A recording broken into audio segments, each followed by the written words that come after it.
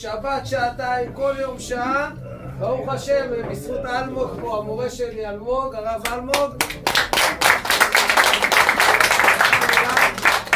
אני רוצה באמת, מעומק ליבי, להגיד קודם כל תודה רבה לרב גורן, שהוא המורה הרוחני שלי והרב שלי, שבאמת, קודם כל הוא כל יום קם שעה לפני התפילה ולומד איתי חסידות שעה לפני התפילה, משקיע אותי.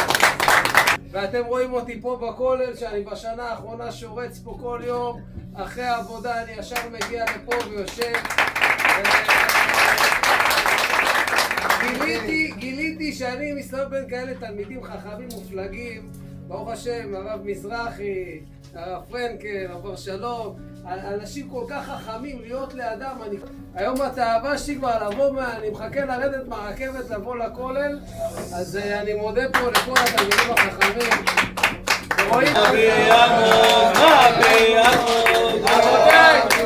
הוא לא נתן לי משפט אחד שיברח ממני, כל משפט, לא, אתה תראה, היה רגעים שהזעתי, אני אומר לכם, אף פעם לא התחלתי להזיע מזה שאני מתאמץ להתרכז, והוא לא ויתר, וכל משפט הוא רוצה ללכת, והעדים הזוממים, ואחרי זה עברנו לערי מקלט, ואז עברנו למלכות, וראינו שבעצם כל דבר, הצדק האלוקי, זה לא עונש, כמו שאנחנו חושבים, זה תיקון, זה לתקן, לעשות תיקון לאדם שיחזור לדרך הישר. אנחנו נסיים אני חושב, סיפור הכי מפורסם בעולם, שהוא מסיים את מסכת מכות, כמו שהרב מזרחי אמר, כיוון שהגיעו להר הבית, ראו שועל שיצא מבית קודש הקודשים, התחילו בוכים, ורבי עקיבא מצחק.